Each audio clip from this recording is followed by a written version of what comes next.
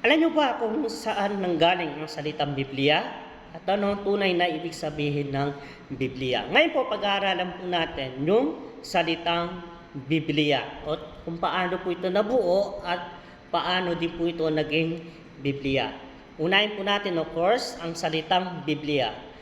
Nagmula po ang Biblia sa wikang Grego na tawag din po ay Biblia. So, ibig sabihin po ay mga aklat, little books, or little library. Sa kalaunanan po, yung sa Latin po, sa wikang Latin, tinawag po ito na mensahe. Kaya po, ang tawag po natin dito ay scriptures. Okay? Sabi po sa Kawikaan chapter 2 verses, sapagkat ang Panginoon na nagbibigay ng karunungan, galing sa kanyang bibig at kaalaman at pag-unawa. Kaya po yung mga kaalaman po na ito ay galing din po sa Lord po ito. At salamat po sa Diyos dahil gumagamit po siya ng mga tao para po maunawaan pa po natin lubos yung kanyang salita.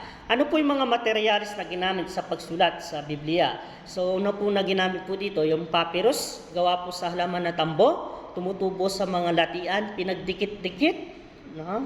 Ganun po yung ginawa nila, at iniikit upang maging balumbon. Pinagsama-sama nila hanggang sa ito ay maging papel. Pangalawa po, pergamino, ibig sabihin po parchment paper. So, gawa sa balat ng hayop tulad ng baka, tupa, kambing.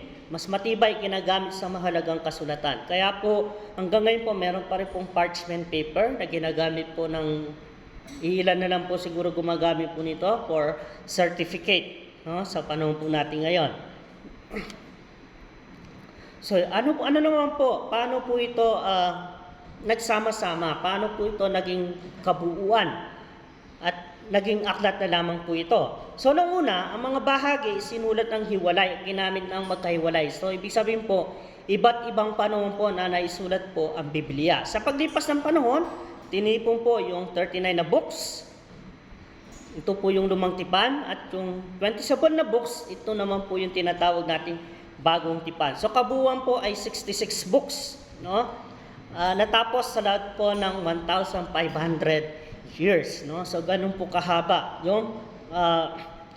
yung pagsulat ng Biblia. Okay, ang Biblia ay mahalaga dahil tinuturo po ito sa atin, no? Kaya po napakahalaga po na may turo po ito sa lahat ng tao at sa lahat po ng mga nangangailangan ng kaligtasan at siyempre po yung nangangailangan po ng pag-asa po natin sa ating Panginoon. So, Lucas 24:27, at pinaliwanag niya sa kanila ang mga bahagi ng kasulatan tungkol sa kanyang sarili, simula sa mga aklat ni Moises hanggang sa mga isinulat ng mga propeta. So, tinutukoy po ng Panginoong Yesus dito, ipinaliwanag niya yung mula po sa Genesis, sa prophets, at hanggang po sa panahon po natin ngayon, ipinaliwanag po ito ng ating Panginoon para po maunawaan po natin ng lubos ang kanyang salita. So ano po natin dito? Malalaman po natin. Okay, ngayon, ang salitang Biblia hindi tumutukoy sa materyales lamang. Ang ibig sabihin nito ay ang nakasulat na mensahe ng Diyos para sa tao. Yung Bible po, naisulat po yan para po sa tao, para po sa atin. Kaya po napaka-importante na binabasa po natin ito sapagkat ito po ay kapaki-pakinabang sa lahat po ng tao. Kaya po ang tawag po natin dito is Manual of Life. Sinasabi po dito kung ano po yung buhay, kung paano po tayo mamuhay, at kung paano po tayo makipagkapwa-tao. So itong salita ng Diyos na nagtuturo sa katotohanan at daan patungo sa kaligtasan. Nagbibigay din po siya ng daan patungo sa kaligtasan. In John chapter 20 verse 31, ang mga ito ay naisulat upang kayo'y maniwala na si Jesus ang Mesaya, ang anak ng Diyos. Ang paniniwalang ito ay magkakaroon kayo ng buhay sa pamamagitan ng kanyang pangalan. So yung purpose po ng pagsulat nito, para po makilala natin ang kanyang anak, para po tayo ay sumampalataya sa kanya. Kaya sa madaling salita, ang Biblia ay hindi lamang koleksyon ng mga lumang aklat.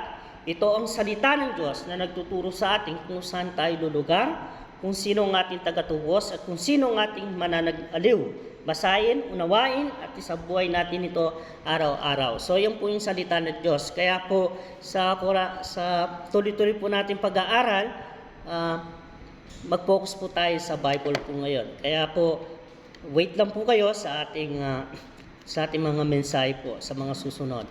God bless po.